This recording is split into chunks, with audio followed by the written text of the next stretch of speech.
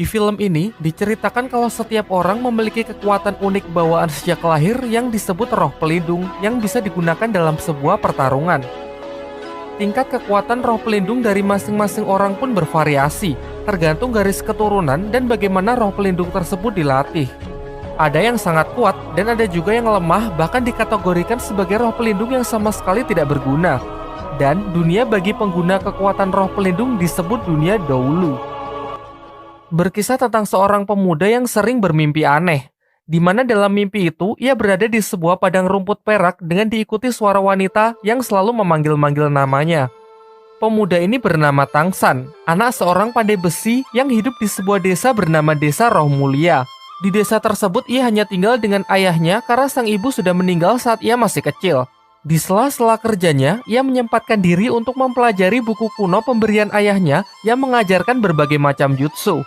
Salah satunya adalah mata iblis ungu yang memungkinkan penggunanya untuk melihat gerakan secepat apapun.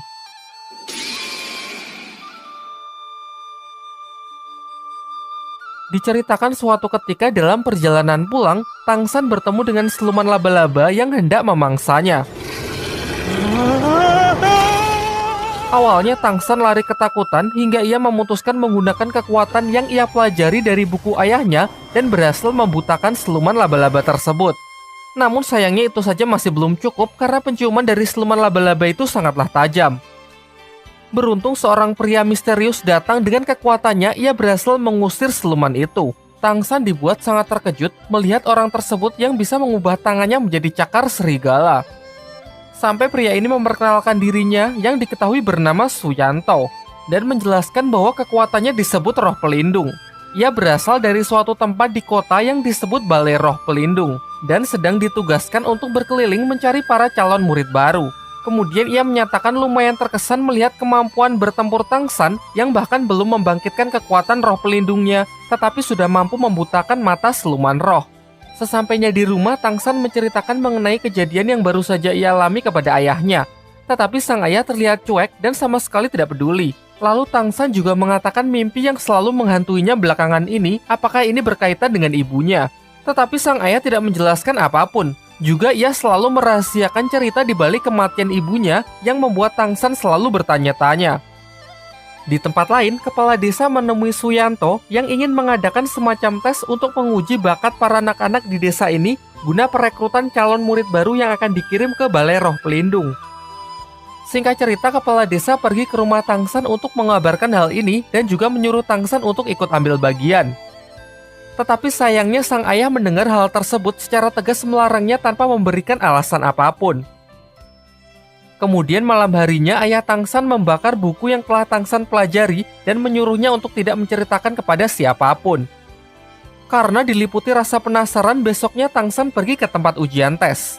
Tetapi karena menghormati ayahnya, ia tidak ikut serta dan hanya mengintip dari jendela untuk melihat anak-anak lain membangkitkan kekuatan roh pelindungnya. Suyanto yang mengetahuinya menyuruh Tangsan agar mencobanya, karena tidak ada salahnya membangkitkan roh pelindung. Dan akhirnya terungkap dari tangan kanannya bahwa Tangsan memiliki roh pelindung jenis tanaman, yakni rumput biru perak. Sayangnya, ia sedikit kecewa karena Suyanto mengatakan tidak ada yang spesial dari jenis ini karena lumrah dimiliki oleh orang-orang biasa. Lanjut ke tes tahap kedua yang dapat menunjukkan tingkat kekuatan dari roh pelindung. Semuanya pun dibuat sangat terkejut karena berbanding terbalik dengan jenis roh pelindungnya yang biasa-biasa saja karena roh pelindungnya memiliki kekuatan roh penuh yang sangat langka. Di tangan kirinya, Tangsan merasa telah membangkitkan kekuatan roh pelindung yang lain. Namun ia memilih untuk menyembunyikannya. Karena keistimewaannya inilah, Suyanto memberikan undangan kepada Tangsan untuk bergabung dengan Balai Roh Pelindung. Setibanya di rumah, Tangsan berterus terang kepada ayahnya kalau ia tadi siang mengikuti ujian dan telah berhasil membangkitkan roh pelindung di tangan kanannya, yakni rumput biru perak. Selain itu, di tangan kirinya ia juga telah membangkitkan roh pelindung yang lain. Hal ini membuatnya memiliki roh pelindung ganda. Kemudian sang ayah meminta Tangsan berkonsentrasi untuk mengeluarkan kekuatan itu. Terlihat sebuah palu hitam muncul yang diketahui bernama Huotian. Sang ayah lalu menyuruh putranya tersebut agar menyembunyikan kekuatan tangan kirinya dari siapapun dan menjelaskan bahwa palu itu harus ia gunakan untuk melindungi roh pelindung di tangan kanannya. Singkat cerita, setelah melihat potensi putranya, sang ayah mengizinkan Tangsan untuk menerima undangan itu dengan dua syarat. Yang pertama, Tangsan di sana hanya boleh belajar tanpa bergabung dengan Balai Roh Pelindung. Dan untuk syarat kedua, Tangsan harus membuat sebuah jarum besi dengan memukul besi berulang kali di titik yang sama.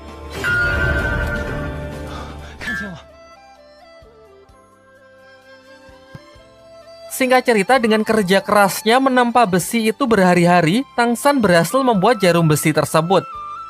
Dan akhirnya dengan ditemani kepala desa, ia pun berangkat memenuhi undangan tersebut ke kota Naoding.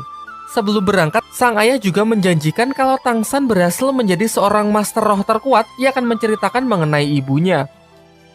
Singkat cerita, sampailah ia di Akademi Balai Roh Pelindung. Di depan pintu, ia bertemu dengan Master Xiao, seorang petugas di tempat tersebut. Tangsan lalu menunjukkan kekuatan roh pelindungnya, yaitu rumput biru perak, namun Master Xiao terlihat kurang tertarik. Di sana ia juga bertemu dengan siswa lain yang diketahui anak wali kota di kota tersebut, dan asistennya yang juga menjadi siswa di akademi ini. Sempat terjadi pertikaian di antara mereka karena anak wali kota ini benar-benar sombong. Tangsan lalu menceritakan kalau ia menerima undangan dari Suyanto karena memiliki kekuatan roh penuh yang sangat spesial. Mendengar hal itu, Master Xiao mengejarnya dan mulai menunjukkan ketertarikannya dengan Tangsan. Ia kemudian menyuruh Tangsan untuk menunjukkan tangan kirinya karena berdasarkan penelitiannya ia berteori kalau pemilik jenis roh pelindung rumput biru perak memiliki roh pelindung ganda. Tetapi Tangsan langsung menyangkalnya dengan mengatakan kalau ia hanya memiliki satu jenis roh pelindung. Kemudian Master Xiao berbaik hati mengantar Tangsan menuju asramanya. Di perjalanan, ia menceritakan bahwa diharuskan bagi siswa baru untuk membunuh kelinci demi melatih keberanian membunuh. Karena untuk menjadi seorang master roh nantinya akan membunuh roh siluman demi mendapatkan cincin roh yang berguna meningkatkan kekuatannya. Tetapi Tangsan yang tidak setuju dengan hal itu pergi untuk membebaskan kelinci-kelinci itu. Menurutnya membunuh tanpa alasan yang jelas adalah bentuk penyiksaan. Kekuatan sejati bukan untuk membunuh, melainkan untuk melindungi. Ia menentang anak wali kota yang membuat hubungan mereka semakin memanas. Terlihat dari kejauhan seorang gadis bernama Xiaowu juga merupakan siswa baru mengamati mereka dan cukup terkesan dengan sikap baik hati Tangsan. Setibanya di asrama, Tangsan bertemu dengan siswa baru yang bernama Waseng yang memiliki kekuatan roh pelindung harimau. Ia mengklaim kalau dirinya adalah yang terkuat sehingga ia sangat layak menjadi ketua asrama. Tak lama setelah itu, Xiaowu datang dan mengatakan bahwa ia juga akan tinggal di asrama tersebut dan akan tidur di sebelah Tangsan. Namun selaku ketua asrama, Waseng menolak hal itu. Sampai akhirnya Xiaowu menantangnya bertarung untuk memutuskan siapa yang akan menjadi ketua. Semuanya pun dibuat sangat tercengang karena bahkan tanpa kekuatan roh pelindungnya, Xiaowu bisa menang telak.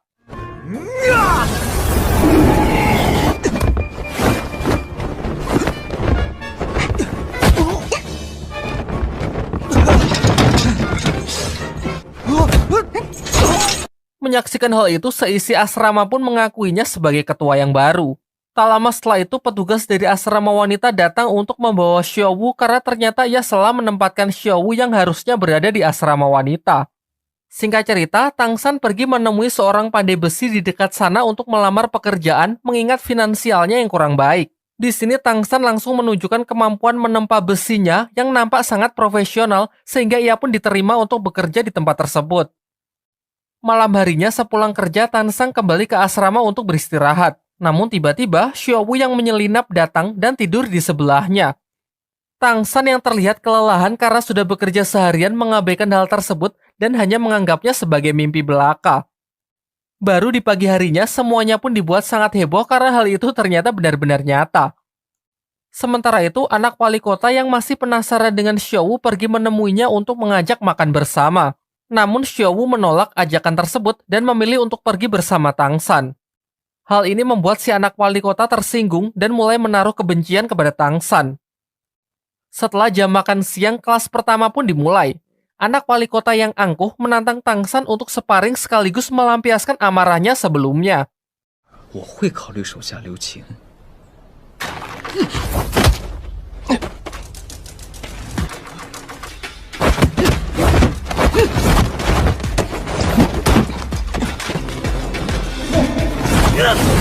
Akan tetapi ia justru dipermalukan karena Tansang yang terlihat lebih unggul berkat hasil latihan di desa menggunakan buku pemberian ayahnya.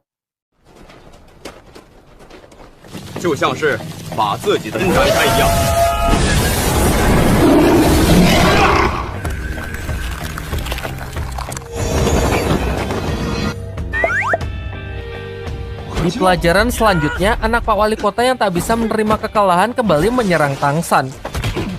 Namun hasilnya pun tetap sama saja. Kali ini Xiaowu juga membantu untuk memberi pelajaran anak sombong tersebut. Sang guru lantas memisahkan mereka dan menghukum Tang San dan juga Xiaowu untuk menyapu halaman di depan. Dan lagi-lagi bersama asistennya anak wali kota berbuat usil mengerjai mereka dengan memasang jebakan petasan. Sayangnya anak si wali kota harus menelan kekalahannya untuk sekian kali karena dengan mata ungu milik Tang San ia dapat melihat jebakan itu dan membalikan situasi yang diharapkan.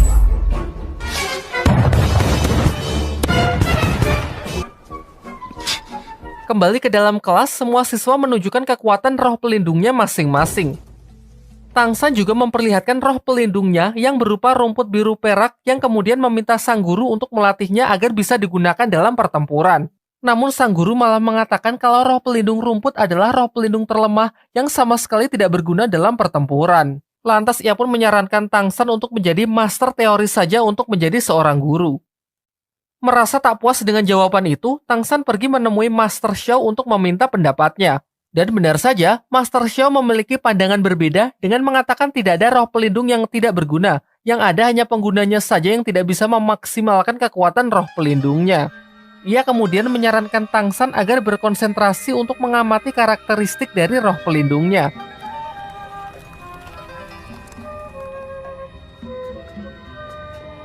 Singkatnya, dengan bantuan Xiaowu yang tanpa ia sengaja, Tang San berhasil memahami karakteristik yang dimaksud. Lantas ia pun segera mengabarkan apa yang telah ia temukan ke Master Xiao. Setelah itu, Master Xiao membimbing Tang San untuk mengeluarkan perwujudan dari roh pelindung rumputnya, juga menyarankan agar menjadi Master Roh tipe pengontrol. Hal ini karena roh pelindung milik Tang San berupa benda hidup yang sangat fleksibel. Ternyata saran dari Master Xiao cukup berguna. Tang San pun berhasil mengembangkan rumput kecilnya menjadi sebuah tali akar pohon meskipun ia belum bisa mengontrolnya sama sekali.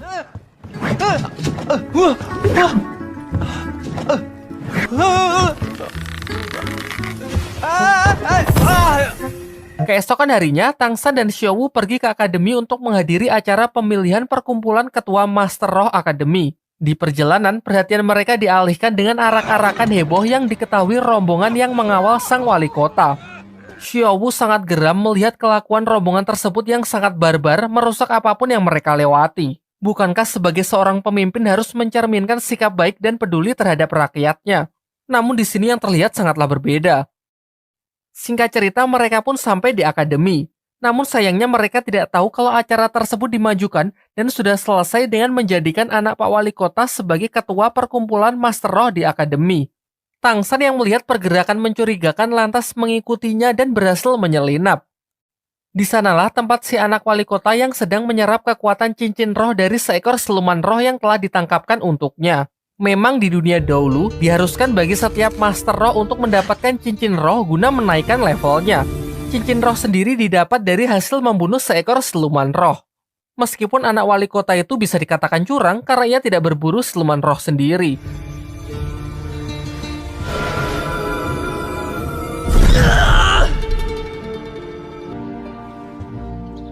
Malam harinya, Tang San menemui Master Xiao agar membantunya berburu cincin roh pelindung yang cocok untuknya. Singkatnya, Master Xiao bersedia untuk membantu. Ia kemudian mengeluarkan roh pelindungnya yang ia panggil Lao Shipao yang berwujud anjing berhidung babi untuk ditukarkan dengan tiket masuk hutan berburu. Diketahui bahwa hutan berburu merupakan tempat tinggal dari banyak siluman roh. Di perjalanan, Master Xiao mengatakan kalau transaksi ini hanyalah sebuah trik, karena roh pelindungnya pasti akan kembali tak peduli dimanapun ia ditinggalkan. Singkat ceritanya lagi, mereka pun diperbolehkan masuk setelah menunjukkan tiket mereka kepada para petugas yang berjaga di depan gerbang.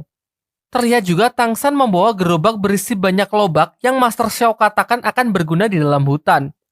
Di waktu yang bersamaan, anak wali kota datang ke asrama untuk mencari Tang San berniat menantangnya. Namun Tang San tidak ada di sana, dan ia mendapatkan informasi kalau Tang San sedang berada di hutan berburu untuk mencari siluman roh. Bersama asistennya, ia pun bergegas menyusulnya. Kembali ke hutan berburu, saat sedang beristirahat, mereka sudah disambut oleh serangan siluman roh yang berwujud serigala hitam. Master Xiao lalu membunuhnya dan menjelaskan bahwa warna dari setiap cincin roh menunjukkan usia dari siluman roh tersebut. di mana umur puluhan tahun berwarna putih, ratusan tahun berwarna kuning, ribuan tahun berwarna ungu, puluhan ribu tahun berwarna hitam, dan ratusan ribu tahun berwarna merah. Semakin tua usia siluman roh, maka semakin kuat pula kekuatan dari roh cincin pelindungnya. Namun ada batasan tertentu seseorang bisa menyerap kekuatan dari cincin roh. Maksudnya, jika seseorang menyerap cincin roh di luar batas kemampuan tubuhnya, maka tubuhnya akan hancur. Sementara itu, anak wali kota beserta rombongannya juga sudah sampai di hutan berburu menggunakan tanda bangsawannya yang membuat ia bisa masuk keluar sesuka hatinya. Kembali ke hutan berburu, saat sedang beristirahat, mereka dikejutkan dengan kemunculan Xiaowu yang sedari awal bersembunyi di gerobak Tangsan. Di tengah obrolan mereka, serigala hitam yang sebelumnya dikalahkan kembali datang dengan jumlah yang cukup banyak untuk menyerang mereka. Xiaowu pun kemudian mengajak Tangsang lari dan sengaja berpisah dengan Master Xiao karena ia curiga kalau Master Xiao hanya memanfaatkan Tangsang sebagai bahan penelitiannya tentang teori cincin roh. Sementara itu, anak wali kota beserta rombongannya juga sudah sampai di hutan berburu. Di sana ia pun berhasil menemukan Tangshan dan Xiaowu yang sudah terpisah dari Master Xiao. Si anak wali kota yang sangat membenci Tangshan karena selalu mempermalukannya di depan umum mengancam akan membunuhnya. Namun ia memberinya pilihan. Jika Tangshan menyerahkan Xiaowu dan bersedia menjadi bawahannya, maka ia akan memaafkannya dan melupakan semua yang telah terjadi. Pilihan Tangshan pun sudah jelas. Ia pun melakukan perlawanan meskipun kalah dari segi jumlah. Tiba-tiba di tengah kericuhan mereka, Lao Xingpao, roh pelindung milik Master Xiao, muncul dari semak-semak yang diikuti roh siluman ular yang diperkirakan berusia ratusan tahun.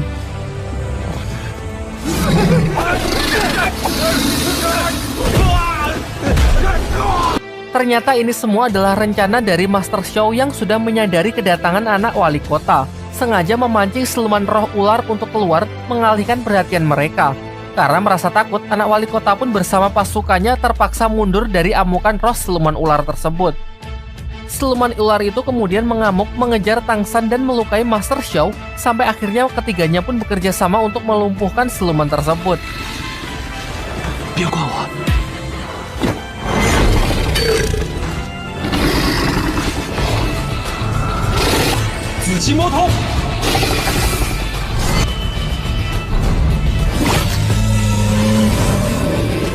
Master Xiao lalu menyuruh Tangshan untuk menyerap cincin roh dari sang siluman ular tersebut. Karena berdasarkan teorinya, tubuh Tangshan cukup mampu untuk menampung kekuatan siluman roh berumur 400 tahun. Namun Xiaowu melarangnya, karena terbukti sudah tujuan Master Xiao yang sebenarnya hanya ingin menguji kebenaran dari teorinya. Terjadilah dilema singkat di dalam diri Tangshan. Xiaowu yang melarang khawatir kalau teori tersebut salah, maka tubuh Tangshan akan langsung hancur. Sementara di sisi lain, pasukan anak Pak Wali Kota akan segera datang untuk melanjutkan niatnya menghabisi mereka.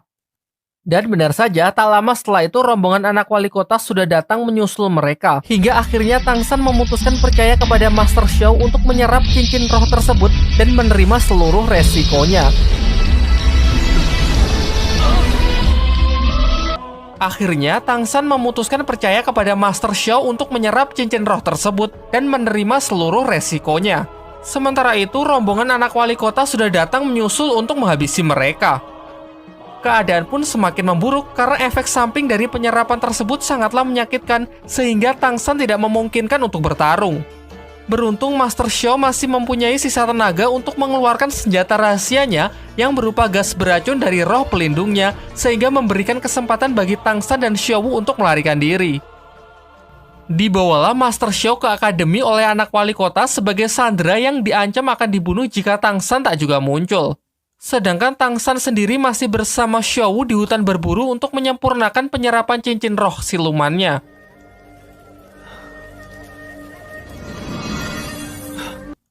Singkatnya, setelah melewati masa kritis, ia pun berhasil mengkombinasikan kekuatan cincin roh siluman ular dengan roh pelindung rumput peraknya yang menghasilkan kemampuan tali akar beracun. Sementara tanpa sepengetahuan dari Tangshan, Xiaowu juga berhasil mendapatkan cincin roh silumannya dari segerombolan serigala hitam yang berhasil ia jinakkan.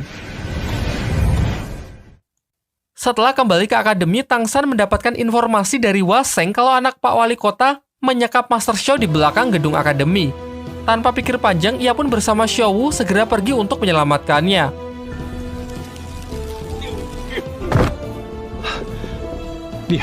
Ketika mereka telah berhasil bertemu dengan Master Xiao atas arahan dari Waseng, tiba-tiba saja sebuah perangkap yang berlapis listrik bertegangan tinggi jatuh dan mengurung Xiao Wu.